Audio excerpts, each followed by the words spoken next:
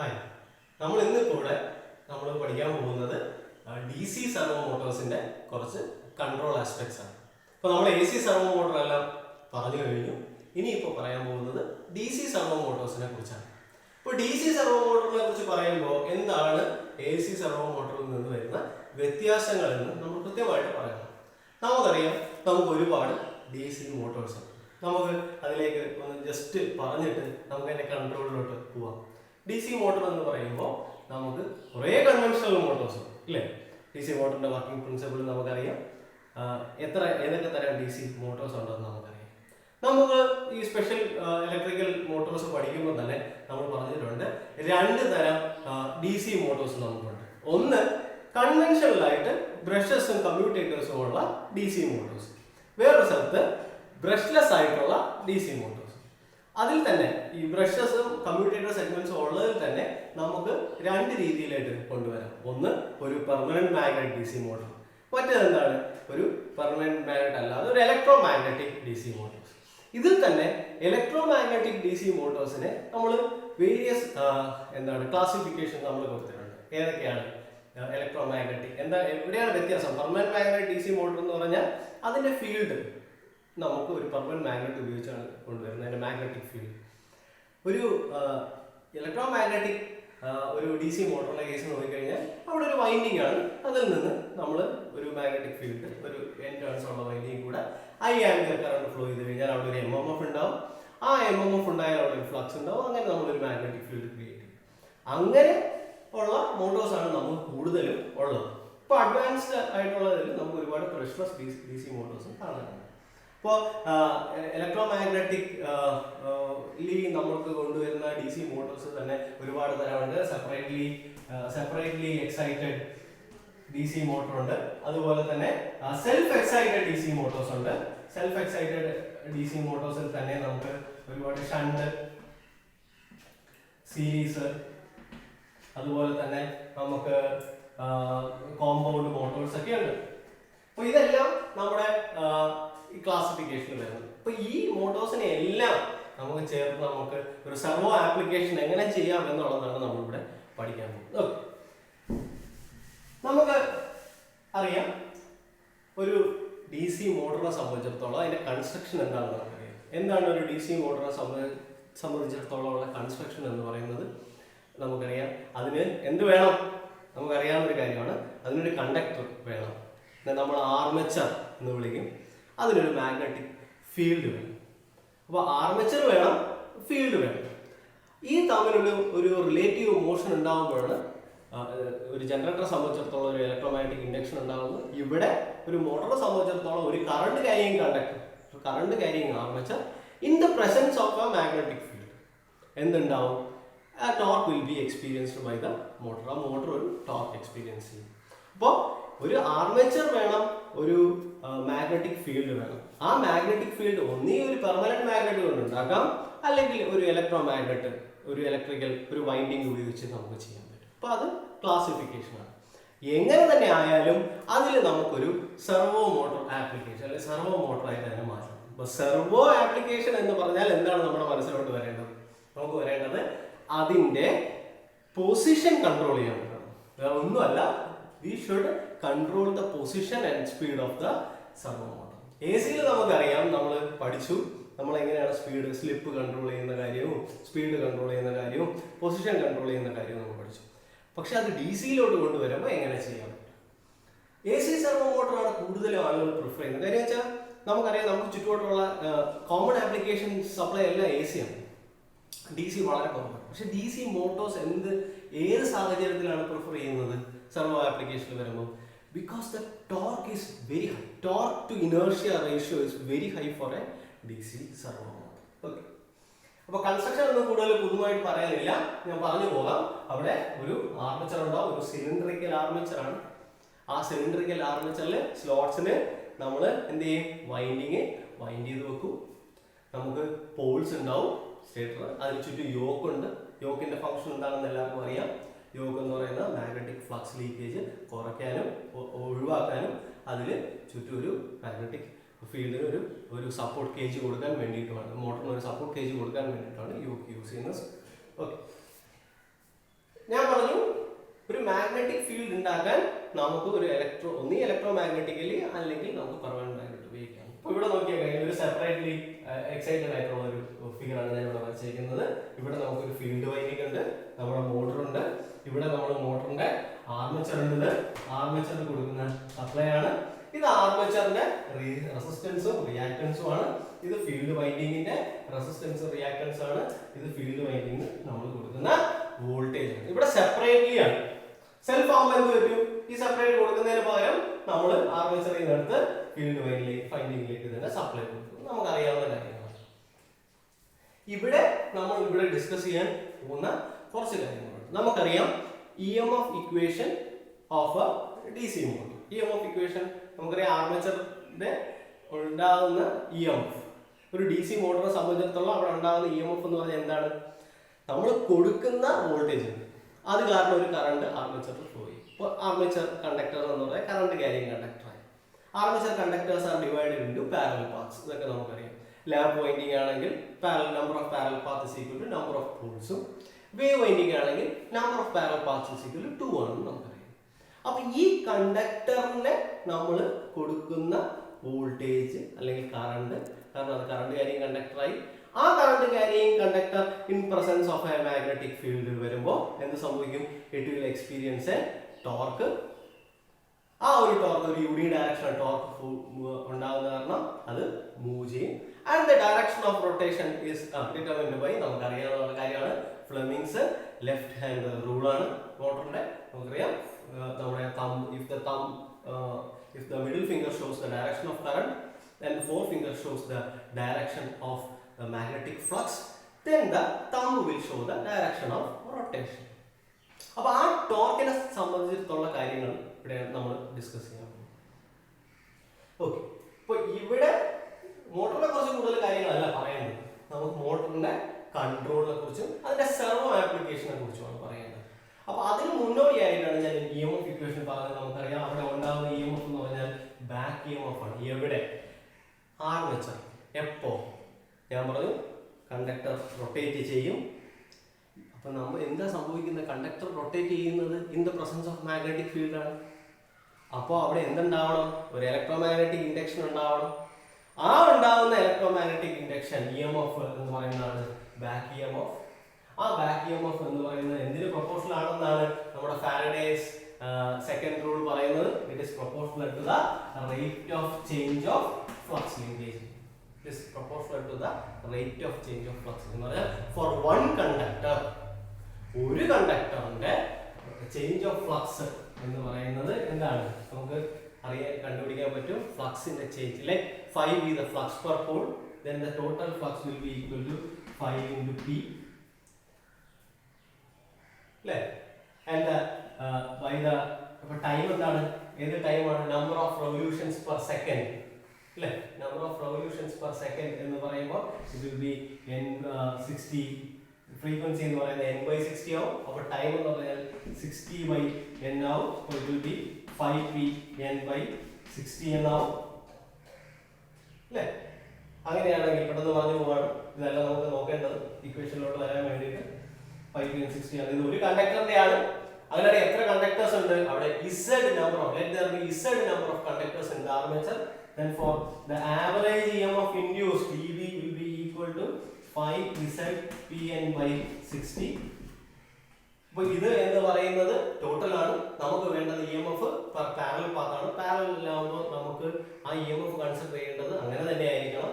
Let A be the number of parallel path, then the back EMF will be equal to 5. 5 is the flux per pole, Z is the number of conductors, P is the number of 5 is the flux per pole, Z is the number of conductors, P is the number of poles, N is the speed of rotation, speed of revolution of the motor, and A is the number of parallel. ഇതൊക്കെ നമുക്ക് അറിയാവുന്ന കാര്യമാണ്.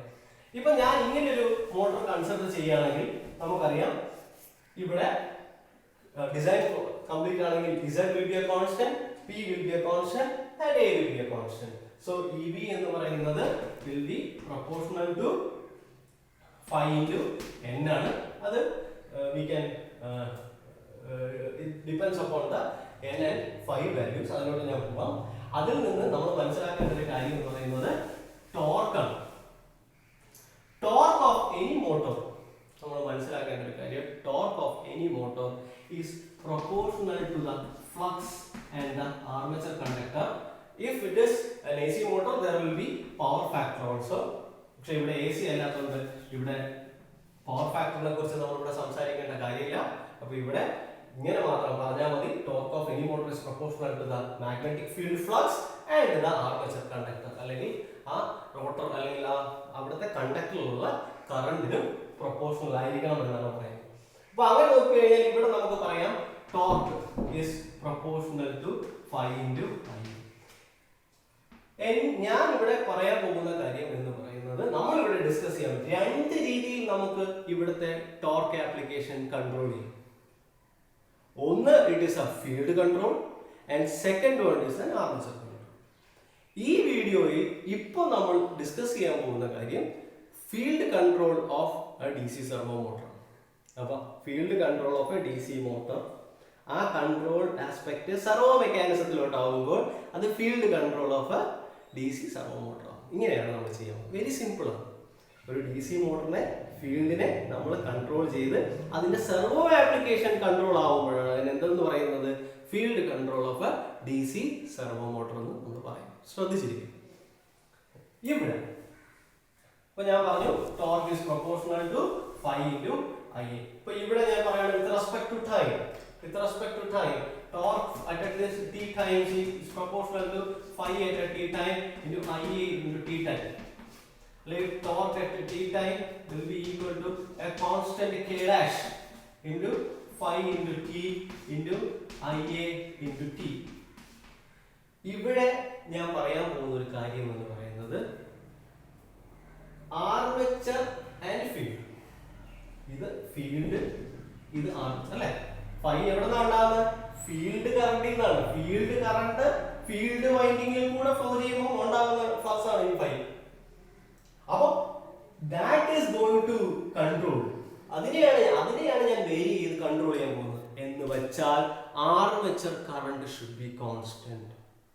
Here armature current is considered to be a constant. അങ്ങനെയാണെങ്കിൽ ഞാൻ പറയാം K dash into Ia of t should be equal to K എന്ന് ഞാൻ പറയാം. അല്ലെങ്കിൽ KF അല്ലെങ്കിൽ കണ്ട K dash എന്ന് പറയാം, KF dash എന്ന് ഞാൻ പറയാം. സിമ്പിൾ. അങ്ങനെയാണെങ്കിൽ ഞാൻ എഴുതാം T of t is equal to KF dash into phi of t. Taking the Laplace, I can write T of S is equal to KF dash into phi of S. This is first equation. Equation number 1. Very simple. And here I am going to control the field. അപ്പോൾ ഞാൻ armature കറണ്ടിനെ constant ആയിട്ട് എടുക്കണം. Torque is proportional to field flux into armature current. Armature കറണ്ടിനെ ഞാൻ constant ആക്കി വെച്ചു. അങ്ങനെയാണെങ്കിൽ torque proportional to flux ആണ്, ഫീൽഡ് ഫ്ലക്സ് ആണ്. അപ്പോൾ ടോർക്കിന്റെ ലാപ്ലാസ് ഞാൻ എടുത്തു T of S. എന്തിനാണ് നമ്മൾ ലാപ്ലാസ് ട്രാൻസ്ഫോം ചെയ്യുന്നത്? For multiplication, for mathematical purpose. എന്ന് പറയാൻ കൺവല്യൂഷൻ പോലുള്ള ആപ്ലിക്കേഷൻസ് ടൈം ഡൊമൈനിൽ വരുമ്പോൾ അതിനെ സിംപ്ലിഫൈ ചെയ്യാൻ മൾട്ടിപ്ലിക്കേഷൻ പ്രോസസ്സിലോട്ട് മാറ്റാൻ വേണ്ടിയിട്ടാണ് നമ്മൾ എന്ത് ചെയ്യുന്നത്? ലാപ്ലാസിലോട്ട് കൊണ്ടുവരുന്നത്. To find the transfer function, linear transfer function നമ്മൾ ഡിറൈവ് ചെയ്യാൻ വേണ്ടിയിട്ടാണ്, ഈസി കമ്പ്യൂട്ടേഷന് വേണ്ടിയിട്ടാണ്. ഓക്കെ, അപ്പോൾ ഇവിടെ നമുക്ക് അങ്ങനെ കിട്ടി. അപ്പോൾ ഈ ഇക്വേഷൻ ഓർത്തിരിക്കുക. എന്താണ് T of S? ഞാൻ ഇവിടെ സൈഡിൽ എഴുതി വെച്ചേക്കാം. T of S is equal to KF dash into phi of S. നമുക്ക് ഇത് ആവശ്യമുണ്ട്. ഞാൻ ഇനി എന്താ ചെയ്യുന്നത്? ഇതിൽ നിന്ന് എനിക്ക് ഒരു ഇലക്ട്രിക്കൽ ഇക്വേഷൻ ഞാൻ ഡെവലപ്പ് ചെയ്യാൻ പറ്റും. ഈ ഫീൽഡ് ഇക്വേഷനിൽ നിന്ന് എന്താണ് VF of T is equal to IF of T into RF plus LF into DIF of T by dt. Correct അല്ലേ? ഇതിനെ ലാപ്ലാസ് ചെയ്യുന്നത് പറ്റും. VF of S is equal to IF of S into RF plus SLF into IF of S is equal to RF plus SLF into IF of S. VF of S. അപ്പോൾ അടുത്ത equation ഞാൻ ഇവിടെ ഓർത്തിരിക്കാൻ വേണ്ടി എഴുതാം. VF of S is equal to RF of S plus S into LF of S whole into IF of S. നമുക്കറിയാവുന്ന കാര്യം. അപ്പോൾ ഇത് വോൾട്ടേജിന്റെ ഇക്വേഷൻ ആയി. വോൾട്ടേജ് ആണ് നമ്മുടെ ഇൻപുട്ട്, ഫീൽഡ് ഇൻപുട്ട്. അത് ഓർത്തിരിക്കണം. ഇപ്പൊ രണ്ട് ഇക്വേഷൻസ് നമുക്ക് കിട്ടി. ഇനി ഒന്ന് രണ്ട് ഇക്വേഷൻസ് കൂടെ ഞാൻ എഴുതാം. ഇതിന് മുമ്പ് തന്നെ നമുക്ക് ഒരു ഇക്വേഷൻ നമുക്ക് മാറ്റി വെക്കാം. എന്താണ് phi of s എന്ന് പറഞ്ഞാൽ എന്താണ്? phi of s എന്ന് പറഞ്ഞാൽ എന്തിന് പ്രൊപോർഷണൽ ആണ്? It is proportional to field current. അതിനാണ് നമുക്ക് എഴുതാം phi of t ആണ്. phi of t is equal to kf. മറ്റേ kf ഡാഷ് ആയത് kf എന്ന് എഴുതും. kf into if of t എന്ന് എഴുതാം. അല്ലെങ്കിൽ phi of s is equal to kf into if of s എന്ന് എഴുതാം. ഇത് മാറ്റി വെക്കാം. phi of s is equal to kf into if of s. ഈ ഇക്വേഷൻ മാറ്റി വെക്കാം. അപ്പോൾ കുറേ ഇക്വേഷൻസ് റിലേഷൻസ് ഞാൻ ഇതിലോട്ട് മാറ്റുകയാണ്. ഇതിലോട്ട് ഞാൻ ടോർക്കിനെ കൂടെ, ഇപ്പോൾ ഇലക്ട്രിക്കൽ ആസ്പെക്റ്റ് ആയി, ഇലക്ട്രോമാഗ്നറ്റിക് ഫീൽഡ് ആസ്പെക്റ്റ് ആയി, പക്ഷെ നമുക്ക് ഒരു മെക്കാനിക്കൽ ആസ്പെക്ട് ഇവിടെ വന്നില്ല. അപ്പോഴാണ് ഇലക്ട്രോ മെക്കാനിക്കൽ ആസ്പെക്ട് ഇവിടെ വരുള്ളൂ. ഒരു മോട്ടർ എന്ന് പറയുമ്പോൾ ഒരു ഇലക്ട്രിക്കൽ ആസ്പെക്ട് ഉണ്ട്, മെക്കാനിക്കൽ ആസ്പെക്ട് ഉണ്ട്, ഇതിന് ഇടനിലക്കാരനായിട്ട് നിൽക്കുന്ന ഒരു ഇലക്ട്രോ മാഗ്നറ്റിക് ആസ്പെക്ട് ഉണ്ട്. അപ്പോൾ ഈ മൂന്ന് കാര്യങ്ങളും വന്നാൽ മാത്രമേ നമുക്ക് ഇതിന്റെ കൺട്രോൾ ആപ്ലിക്കേഷൻ അല്ലെങ്കിൽ കൺട്രോൾ ആസ്പെക്ട് കാണിക്കാൻ പറ്റുള്ളൂ. അപ്പോൾ ഞാൻ ചെയ്യുന്ന ഒരു കാര്യം കൂടെ പെട്ടെന്ന് ശ്രദ്ധിക്കുക. ഇതിന്റെ ടോർക്ക് നമുക്കറിയാം. ഇതിന്റെ torque inertia T of t എന്ന് പറയുന്നത് എന്തായിരിക്കും? ഇവിടെ ഒരു ആക്സലറേഷൻ കമ്പോണന്റ് ഉണ്ട്, ഒരു വെലോസിറ്റി കമ്പോണന്റ് ഉണ്ട്. നമുക്കറിയാം. നമ്മൾ ചെയ്യുന്നത് തന്നെയാണ് J into d omega of t by dt plus b of omega, acceleration part and velocity part. അങ്ങനെയാണെങ്കിൽ ഞാൻ ഇതിൽ എഴുതാം T of s is equal to എന്താണ്? T of s ന് ഇവിടെ ഒരു ഇക്വേഷൻ ഉണ്ട്. ഇത് കണ്ടല്ലോ. ഇതെല്ലാം നമ്മൾ കോറിലേറ്റ് ചെയ്യും. T of s is equal to J into s omega of s plus b of omega of s എന്ന് പറഞ്ഞാൽ T of s എന്ന് പറഞ്ഞാൽ എന്തായിരിക്കും? T of s is equal to Js plus b into omega of s. Okay, Tf of s is equal to Js of plus b into omega of s. അപ്പോൾ നമുക്ക് ഇവിടെ എഴുതാം T of s is equal to Js plus b into omega s. അപ്പോൾ ഇത്രയും കാര്യങ്ങൾ correlate ചെയ്ത് initial കണ്ടീഷനിൽ നിന്ന് ഫൈനൽ കണ്ടീഷൻ വരെയുള്ള ഒരു ബ്ലോക്ക് ഡയഗ്രാം ഞാൻ നിങ്ങളുടെ മുമ്പിൽ വരയ്ക്കാൻ പോകും. ശ്രദ്ധിച്ചു കേട്ടു. ഫസ്റ്റ് ഇൻപുട്ടിൽ നിന്ന് ഞാൻ തുടങ്ങുന്നത് VF of S is equal to RF of S plus S into LF of S into IF of S.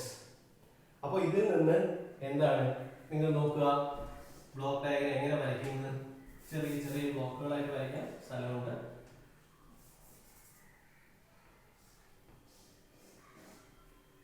Input കൊടുക്കുന്നത് VF of S, അതിന്റെ ഔട്ട്പുട്ട് വരേണ്ട കറണ്ട് ആണ്.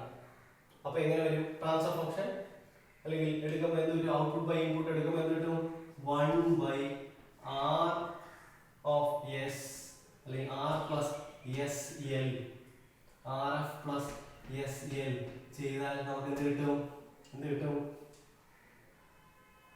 Current IF of S multiply നോക്കിയാൽ അല്ലേ? ഇത് താഴോട്ട് കൊണ്ടുവന്ന IF of S അല്ലേ? ഇനി IF of S ഇൻപുട്ട് വരുന്ന ഏതെങ്കിലും പാർട്ടുണ്ടോ?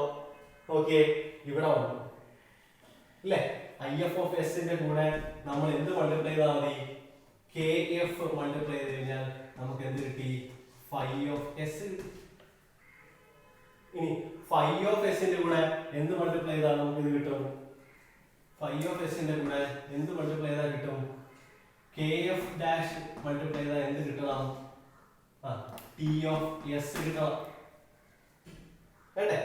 അപ്പോൾ T of S ഞാൻ ഇവിടെ കാണിക്കുകയാണ്. T of S ബാക്കി സ്ഥലമില്ലാത്തതുകൊണ്ട് വരയ്ക്കുകയാണ്. T of S ന്റെ കൂടെ എന്ത് മൾട്ടിപ്ലൈ ചെയ്താൽ ഇവിടെ കിട്ടും? നോക്കൂ, T of S ന്റെ കൂടെ 1/js plus b മൾട്ടിപ്ലൈ ചെയ്താൽ എന്ത് കിട്ടണം? ഒമേഗ എസ് കിട്ടണം. അപ്പൊ എന്റെ ലാസ്റ്റ് ഔട്ട്പുട്ട് എന്ന് പറയുന്നത് എനിക്ക് സെൻസ് ചെയ്യാനുള്ളത് സ്പീഡ് മാത്രമല്ല.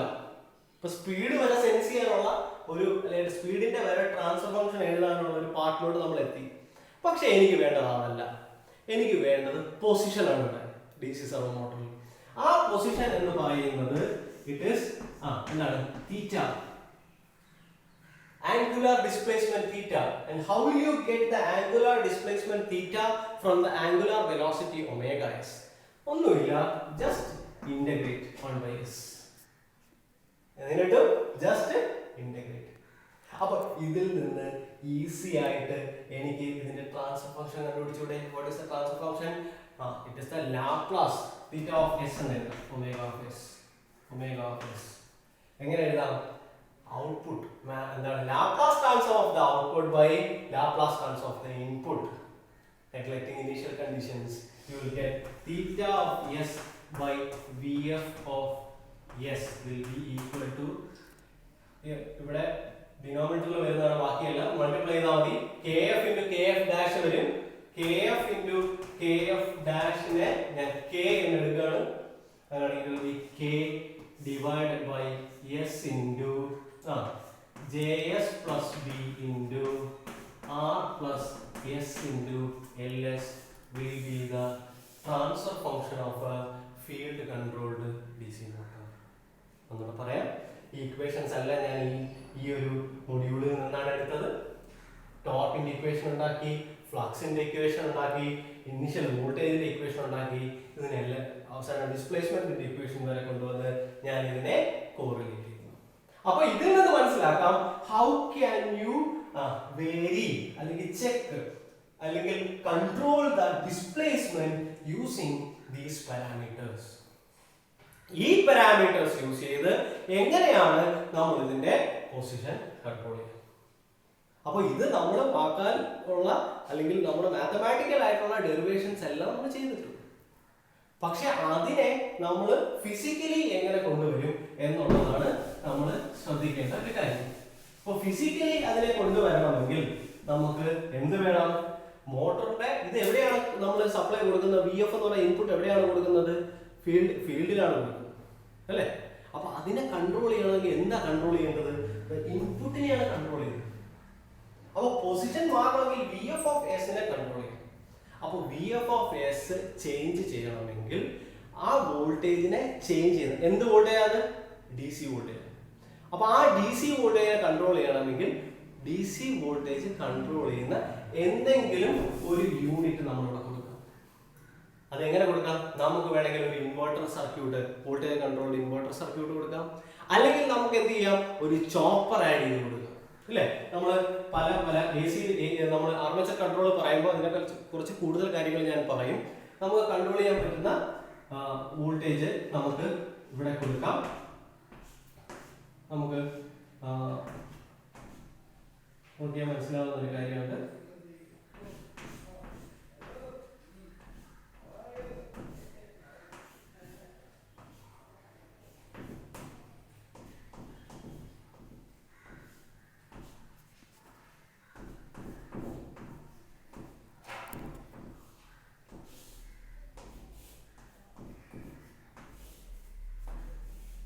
ഇത് അതിന്റെ ഫീൽഡ് സർക്യൂട്ടാണ്. VF ഔട്ട്പുട്ടാണ് ഞാൻ കാണിക്കുന്നത്. ഇവിടെ നമ്മളൊരു AC സപ്ലൈ വേണമെങ്കിൽ അങ്ങനെ ഒരു AC സപ്ലൈ വേണമെങ്കിൽ കൊടുക്കാം. സാധാ ഒരു ഇൻവെർട്ടർ സർക്യൂട്ട് ആണെങ്കിൽ ഒരു AC സപ്ലൈ കൊടുക്കാം. ഈ AC സപ്ലൈ കൊടുക്കുമ്പോൾ നമുക്കിവിടെ ഒരു 4 ക്വാഡ്രന്റ് ഓപ്പറേഷൻ നമുക്കിവിടെ ചെയ്യാൻ പറ്റും. അങ്ങനെ കൊടുത്ത് നമുക്ക് എന്ത് ചെയ്യാം? നമുക്ക് ആ DC സെർവോ മോട്ടറിന്റെ ഫീൽഡ്, ഈ ഫീൽഡ് വോൾട്ടേജിലോട്ടാണ് നമ്മൾ കൊടുക്കുന്നത്. ഫീൽഡിനെ കൺട്രോൾ ചെയ്യാൻ പറ്റും. അപ്പോൾ ഇത് ഇപ്പോൾ ഞാൻ ഫീൽഡ് കൺട്രോളിന്റെ ഈ ആസ്പെക്ട് ഞാൻ ഇപ്പോൾ ഇവിടെ പറയുന്നില്ല. ആർമേച്ചർ കൺട്രോൾ പറയുമ്പോൾ വോൾട്ടേജ് എങ്ങനെ കൺട്രോൾ ചെയ്യുമെന്ന് ഞാൻ പറയാം. അപ്പോൾ ഇവിടെ മനസ്സിലാക്കേണ്ടത് അതിന് ഇൻപുട്ടിലെ വോൾട്ടേജ്, ഫീൽഡ് വോൾട്ടേജിനെ കൺട്രോൾ ചെയ്ത് നമ്മൾ എങ്ങനെയാണ് നമ്മുടെ ടോർക്ക് അല്ലെങ്കിൽ സെർവോ മെക്കാനിസം കൺട്രോൾ ചെയ്യുന്നതെന്ന് മനസ്സിലാക്കുക. അപ്പോൾ വളരെ പെട്ടെന്ന് വൈൻഡപ്പ് ചെയ്യാണ്. ഇതിൽ മനസ്സിലാക്കേണ്ട കാര്യം നമ്മൾ ഈ 4 ഇക്വേഷൻസ് എവിടെ നിന്ന് ഉണ്ടാക്കുന്നു, ആ ഇക്വേഷൻ ഉണ്ടാക്കി നമ്മൾ അതിന്റെ ട്രാൻസ്ഫർ ഫംഗ്ഷൻ കണ്ടോ, വി എഫ് എസ് കൊടുത്തു, അതിൽ നിന്ന് ഇത് എവിടെ നിന്ന് കിട്ടി, അതിന്റെ ഔട്ട്പുട്ട് കൺട്രോൾ ചെയ്യുന്ന ഫീൽഡ് കറന്റ് ആണ്. Field current is dependent on the, അല്ലെങ്കിൽ flux is dependent on the field current. Field current അനുസരിച്ച് ഫ്ലക്സ് മാറും, ഈ ഫ്ലക്സ് മാറുന്നതനുസരിച്ച് ടോർക്ക് മാറും, മെക്കാനിക്കൽ ആസ്പെക്ട്സ് മാറും, അതിനനുസരിച്ച് പൊസിഷൻ മാറും. അപ്പോൾ to control the position we have to control the field voltage. This is what is known as field controlled DC servo motor mechanics. അപ്പോൾ ഇത്രയാണ് ഈ വീഡിയോയിൽ പറയാൻ ഉദ്ദേശിക്കുന്നത്. ബാക്കി കാര്യങ്ങൾ വിശദമായിട്ട് ഈ നമ്മുടെ സെമി കണ്ടക്ടർ ഡിവൈസ് യൂസ് ചെയ്തിട്ട് എങ്ങനെ കൺട്രോൾ ചെയ്യുന്നുള്ളത് നമുക്ക് അടുത്ത വീഡിയോ ആർമേച്ചർ കൺട്രോൾ പഠിക്കുമ്പോൾ വിശദമായിട്ട് മനസ്സിലാക്കാം. Okay, thank you.